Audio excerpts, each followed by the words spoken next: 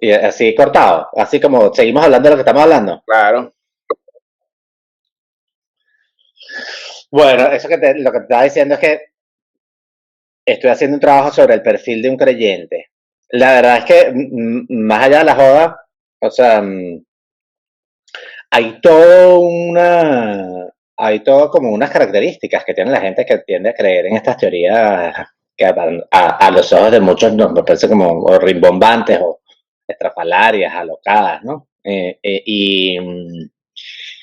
Y no he terminado de hacer el estudio, ¿no? Estoy haciendo unas investigaciones y viendo unos estudios sociológicos y una cosa, pero me da la impresión de que hay un gran parecido entre esa población y el tipo de población que sigue a los populistas, eh, y no importa si en derecha o izquierda, ¿no? ¿Te refieres Y lo estoy asociando, ¿perdón? a los creyentes irreductibles? Claro, porque al final la lógica es la misma, ¿no?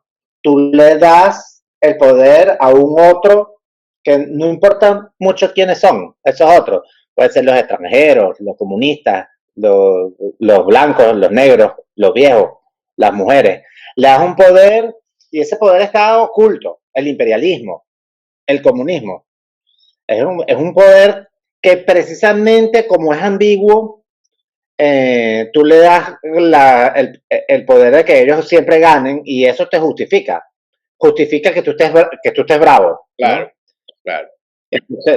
Tu inconformidad. O sea, esta cosa, suele ser población que tiene una actitud insatisfecha, ¿no? Entonces, hay una mezcla de condiciones sociológicas con individuales.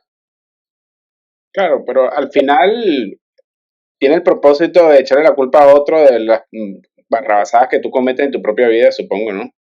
Como dicen algunos de los manganzones amigos míos, que todo pendejo es malicioso. Claro, pero yo creo que no le echas la culpa, no le echas la culpa para justificarte tú, sino todo lo contrario, es como el estatus de las cosas, el estado de cosas no te sirve y te hace sentir inconforme, alguien te explota eso y tú le encuentras justificación a tu inconformidad en una otra edad, ¿no? Pero al final también estoy viendo que eso está muy emparentado con un estudio que hizo Ortega y Gasset. Esta vaina está un poco intelectualosa, esta conversación, ¿no? Este, donde el tipo decía, bueno, los grandes traumas por los que pasa en las sociedades cuando estamos pasando por primera vez en la historia, en las últimas 2 o 3 siglos, estamos pasando de sociedades cerradas a sociedades abiertas, ¿no? Que dicho en términos de hoy es, digamos, de la intolerancia a la tolerancia o del nacionalismo a lo liberal, o sea, de la igualdad a lo plural, etcétera, ¿no? Y dice, bueno, eso produce miedo, ¿no? Y que cada vez que tienes miedo, tú te ves llamado a recurrir a tus instintos, que es otra vez, bueno, seamos todos unidos, o sea, espíritus colectivistas, odiar lo distinto, protegernos de lo que me puede mezclar, de lo que me puede cambiar. O sea, la sociedad cerrada que vivimos hasta hace 2 o 3 siglos, bueno, tendía a lo tribal, ¿no? Y sigue Eh, tendiendo, porque al final todos estos cuentos, si algo tienen en común es que tienen un tufo de nostalgia, ¿no? De algo que se perdió y que lo quieres recuperar.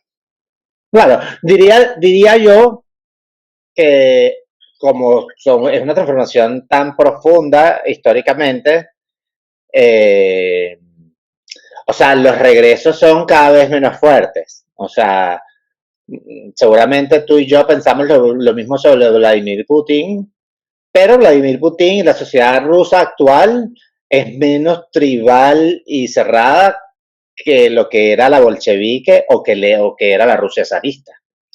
Eh, y un regreso a lo cerrado y a lo primitivo y a lo tribal, si comparas a Trump con lo que hizo Hitler, pues bueno, se queda en pañales, ¿no? Claro. Yo sí creo que hay una evolución, lo que hay es que siempre, bueno, siempre es como la bolsa, pues compra y vende, compra y vende.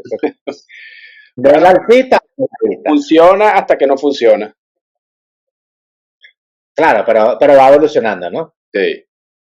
Bueno, bueno y de lo que, cuenta, de qué es lo que ya hemos hablado, chico.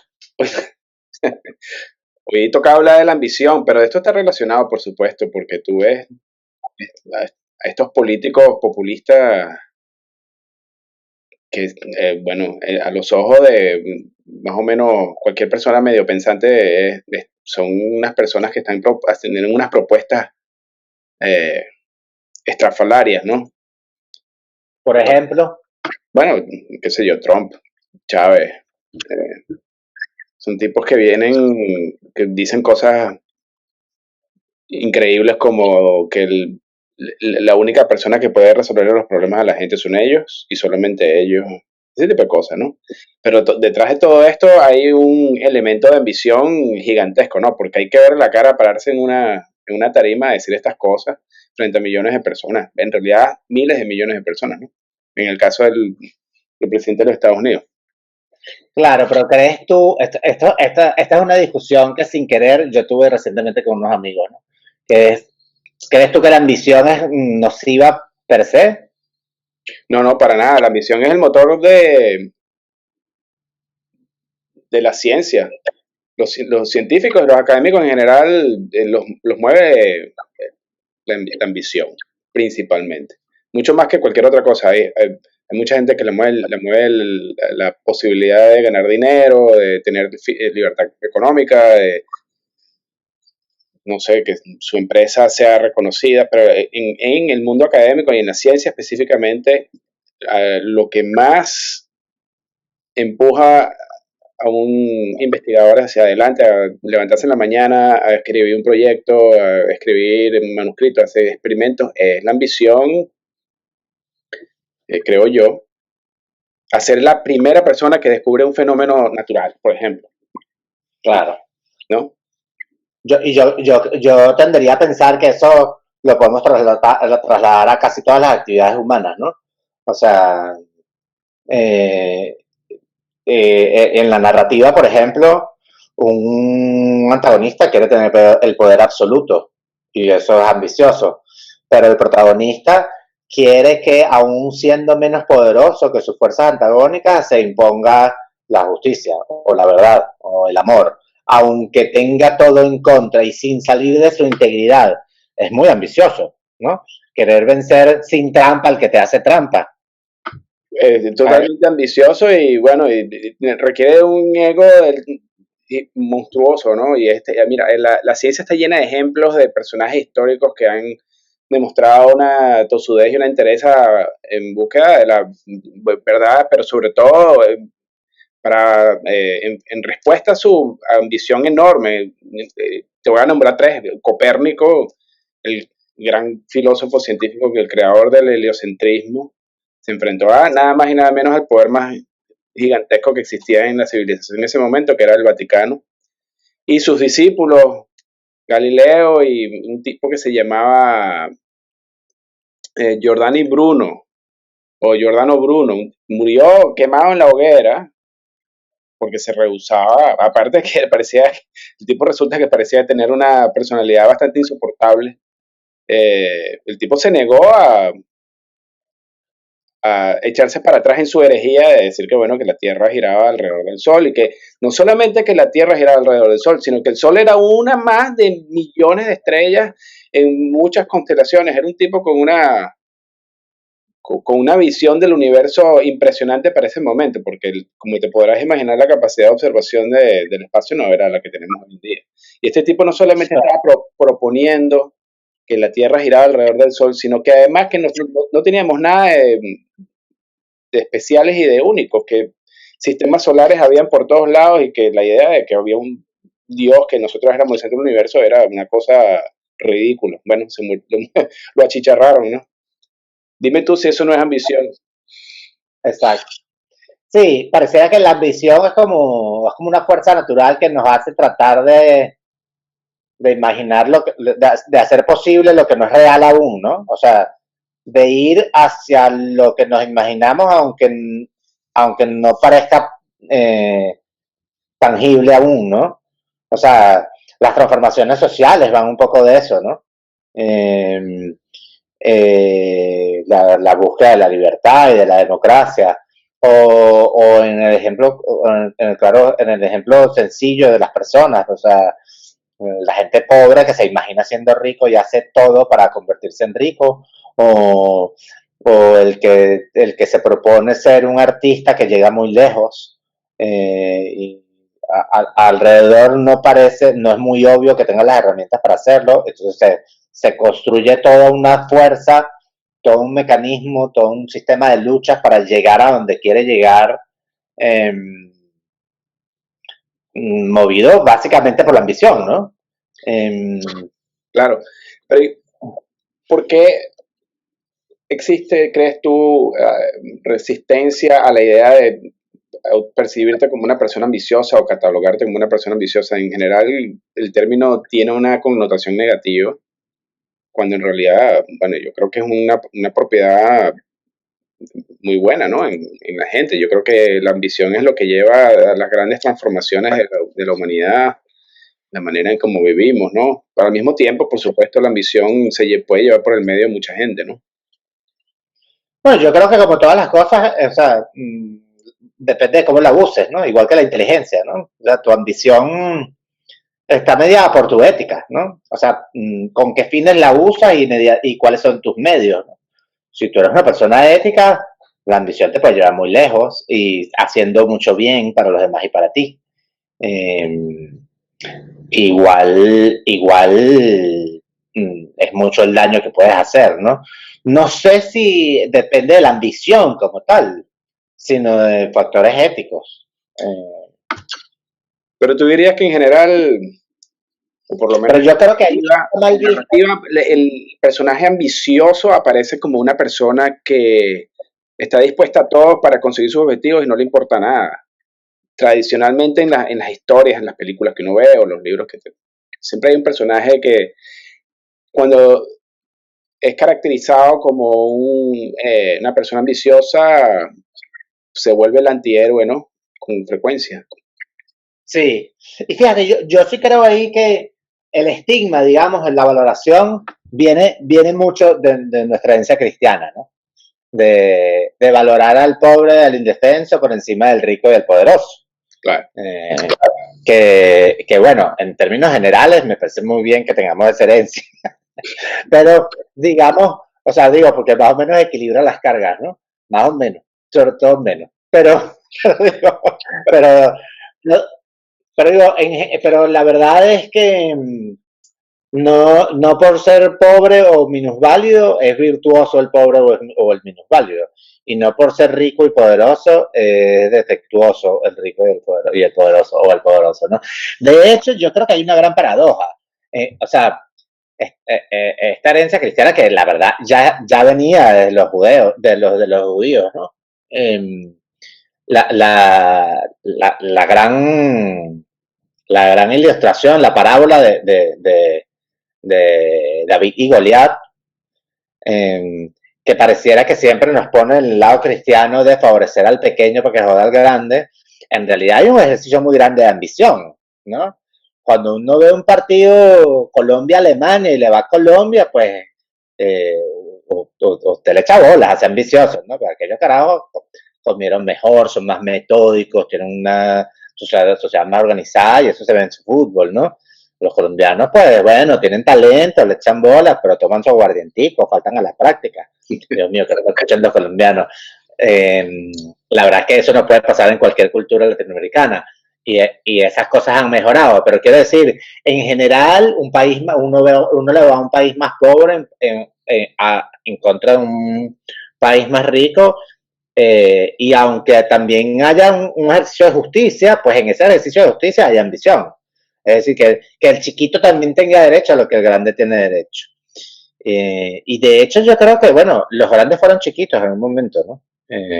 Y también se hicieron su camino, ¿no? El Claro. camino es el mismo, ¿no? Lo que cambian es los tiempos, cuando te toca estar del lado de la comodidad, del lado de que está jodido, ¿no? A todos nos pasa, incluso en nuestra propia vida, también le pasa a los países y le pasa a las culturas, ¿no? La ambición hace llegar lejos a las culturas, interpretan momentos, ¿no? Como los músicos.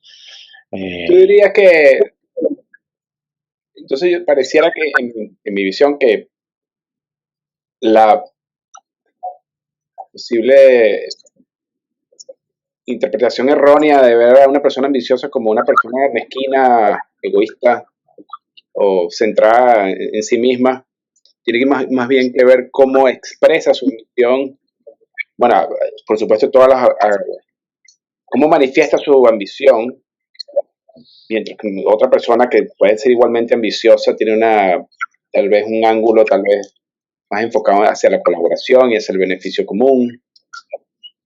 Pues se perciben como líderes, pero al final los líderes son personas arrechamente ambiciosas. ¿Sí? No hay manera de empujar una agenda política o, ¿sabes?, alcanzar una gran meta social si no tienes una gran ambición para hacerlo, ¿no? Porque te vas a conseguir Claro, muchísimos obstáculos en el camino, ¿no? A mí tal cual. me parece que hay unos que a veces en la educación de los chamos, por ejemplo, y lo noto, por ejemplo, en la manera en cómo la gente reacciona ante las victorias deportivas de los chamos ahora aquí en el fútbol, por ejemplo. A los entrenadores y a los padres les preocupa mucho que los chamos sientan mucha emoción y deseo de ganar, entonces tratan de mitigar eso un poco, a apaciguarlo y que los chamos tengan más bien un sentimiento de empatía hacia el otro equipo que perdió. Y a veces yo, ahora que estoy entrenando a mis chamas en fútbol, choco con esa cultura, porque nosotros aprendimos en Venezuela a jugar fútbol y que, bueno, ganas y lo celebras te emociona, ¿no? Te llena de satisfacción y en realidad no estás pensando tanto en el fracaso del otro equipo, porque ya tú estás claro, o estábamos claros entonces que ibas a perder en el momento, ¿no? Y que no pasaba no era gran vaina. A veces me pregunto si nosotros mismos, dentro de la manera en que estamos evolucionando como sociedad, estamos eh, disminuyendo la importancia de la ambición bueno, en los chamos, en las futuras generaciones, ¿no? Sí, yo creo que ahí, bueno, entraste como en otro terreno que es así como cuando tú, ser empático con los demás y considerarlo y no humillarlo y tal, se convierte en desnaturalizar las cosas, ¿no? Eh, que bueno, es un riesgo para que parece inevitable por momentos, ¿no? O sea, bueno, tú ganas y ganas, lo celebras, ¿no? Eso no quiere decir que estás humillando a nadie, ¿no? Eh, una cosa es humillarlo, ¿no? Pero la otra, la de celebrarlo, la de que celebrarlo mucho pueda parecer que lo está humillando y ya empieza a estar en este terrenito límite donde parece que lo normal no es normal si puede querer decir que estás jodiendo al otro, ¿no? Sí. Que eso pasa con temas delicados como con el racismo, como con el sexismo, con la homofobia, donde a veces uno dice cosas que no tienen una connotación peyorativa, pero si las dices por su nombre parece que puede tener una connotación peyorativa y como si hay una historia de maltrato, entonces bueno, mejor no la digas y terminas no diciendo las cosas por su nombre y hablando con puros eufemismos, ¿no? Y yo creo que yo he vivido eso, bueno, mi chamo hizo muchos años fútbol y lo viví, ¿no? Yo sí a mi chamo le dije siempre que celebrara, porque si tú no humillas al otro, yo digo, la empatía se hace diferente, o sea, cuando le das un foul, tú vas y lo recoges. Bueno, ¿por qué? Porque yo no te hice un foul para golpearte, esto es un juego donde yo tengo que hacer foul de vez en cuando, porque si no, tú me vas a hacer gol. Pero en lo que la pelota se para, tú vas y te levantas como signo de amistad. Somos competidores, no somos enemigos. Ahora, cuando metes el gol, tú celebras, ¿no? Porque lo otro es quitarle salsa a la vida, ¿no? Eh, y yo creo que lo que no hay es que creerse que por ese gol tú eres el rey del mundo, pero ese es un momento de euforia y por qué no vivirlo, ¿no? Bueno, Se puede vivir con humildad, pero no hay que dejar de vivirlo, ¿no? me gusta eso que o sea, al final la ambición es una de las salsas de la vida, ¿no? Definitivamente. Claro, al día que llegas, llegas. Si no, pregúntale a Rocky cuando llegaba ya al final de las escalinatas, decía, coño, lo logré, lo logré, lo logré, lo logré. Yo creo que celebrar los logros es casi un derecho humano, ¿no? Es un derecho humano. Y hablando de rock, te iba a preguntar, sobre ejemplos icónicos en narrativa de la ambición, ya sea de la ambición como una propiedad positiva o como una característica negativa en los personajes. ¿Qué se te ocurre? Bueno, en este momento se me ocurren dos ejemplos que son contrarios, ¿no? Una de las películas que yo más he admirado siempre se llama Shawshank Redemption, que es el nombre de una cárcel, el nombre de una prisión. Sí. Es una película que protagoniza Tim Robbins y ahí está Morgan Freeman también. Y bueno, es la historia de este tipo que encarcelan injustamente, aunque nunca te terminan de asegurar que él fue inocente, pero te da la impresión de que él no mató al esposo de su amante, ¿no? Lo meten preso y se queda preso, pues, y uno nadie, es un tipo sin poder y se queda preso y se pasa tiempo con Morgan Freeman, que también estaba tratando de ser inocente, y bueno, los dos se preparaban para tener sus audiencias cada no sé cuánto tiempo, por buen comportamiento, que le bajaran la sentencia, que no sé qué más, ¿no? Y a él no le pasaba, y claro, pero él estaba mucho más joven, ¿no? Y bueno, tú ves la vida de ellos en la cárcel, cómo negocian con los malos, cómo se hacen una vida allí y tal. Conoces muchos personajes, es una historia maravillosa. Hasta que un día el tipo trabaja y trabaja y trabaja y trabaja hasta que logra escaparse, ¿no? Y tú sientes que hay un acto de justicia enorme y de escaparse de una cárcel y de una cárcel estadounidense, hay que verle la cara, ¿no? Sí. De escaparse de una cárcel por un acto que a ti te parece injusto, yo creo que es un acto súper ambicioso, absolutamente logrado, ¿no? Pasa con los presos políticos, los presos encarcelados en dictaduras, enseguida lo que piensan es escaparse, ¿no? Que es redimirse, nada, están luchando por derechos, ¿no? Eso es su primera misión es escabullirse, primero no dejarse poner preso y luego escabullirse de la cárcel, ¿no? Eh, entonces, bueno, yo creo que hay una ambición desde el lado de la justicia, del lado de la humildad, del lado del que está sometido a un poder mayor que él, que lo tiene oprimido, ¿no? Y por otro lado, se me ocurre, hay una serie que vi hace algún par de meses que se llama Succession, que es de HBO, y la serie es sobre un mega capo, o sea, un gran empresario muy rico, ya 70 y largos, que tiene un conglomerado de medios de comunicación y de empresas y tiene una aerolínea, es un tipo muy, muy, muy rico, ¿no? Y la serie comienza con él está preparando su sucesión, ¿no? Pero parece que tiene años preparando su sucesión y él no quiere perder el poder, ¿no? Y en una de esas, o sea, eso cada vez que va a preparar la sucesión, todos los hijos regresan y se le ponen como unas moscas alrededor, ¿no? Y algunos están estudiados, pero otros tienen problemas de adicción, el otro es un bueno para nada, el otro tiene como unas adicciones sexuales, la otra es una barribista, y entonces a él le da un derrame cerebral, ¿no? Cuando a él le da el derrame cerebral, todos se enloquecen y en una sola noche hacen 1000 planes uno tras el otro para ver qué le va a suceder, cómo se reparten los reales, cómo se enteran de las tragedias que tienen las empresas, de quién la quiere comprar, de cómo bajaron de las acciones, un montón de cosas, y el viejo se recupera. El viejo se recupera, retoma el poder, los vuelve a engañar todos poco a poco, sí, le prometen una cosa, otra cosa, por detrás, digamos, va restableciendo su poder y los va dejando por fuera. Y tú ves que uno de ellos va preparando su venganza, se va a vengar a su papá. Pero su gran motor es la ambición. Y es la ambición de vengar a su papá, de que su papá le hizo sombra toda su vida, de que su papá nunca lo subestimó y nunca lo estimó. Y de esta cosa de no poder salir de la sombra de su papá, ¿no? De él no fue capaz de hacerse una vida propia, ¿no? Entonces, digamos, su gran ambición era ver cómo se vengaba, ¿no?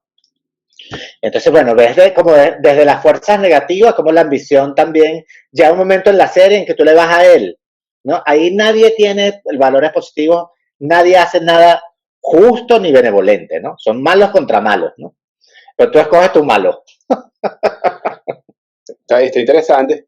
Al final la ambición, cuando lo que te mueve es el odio o la desesperación, termina siendo una cosa bastante negativa, ¿no? Desastrosa, tipo, qué sé yo, Stalin, que se llevó por el medio a sus compañeros de lucha como mínimo, ¿no? Sí. Y termina siendo autodestructiva también, creo yo, ¿no? Cuando la ambición no es transparente, no beneficia a los demás, no es íntegra, que al final terminas tú mismo quemado, ¿no? Sí, totalmente, totalmente. Oye, yo creo que le Bueno, saca punta a esto, ¿no? Algo. estuvo bien, ¿no? Vamos a ver si alguien nos hace un comentarito, no sé, y nos llaman a nos mal califican. No, ¿Tú te das cuenta que no, nadie habla mal de nosotros? ¿No? sí, no, eso es preocupante. Sí, vamos No, a ver si esta vez lo logramos. sí, sí. A ver si alguien escuchó algo, una corrección, una Bueno, que... para, muchas gracias.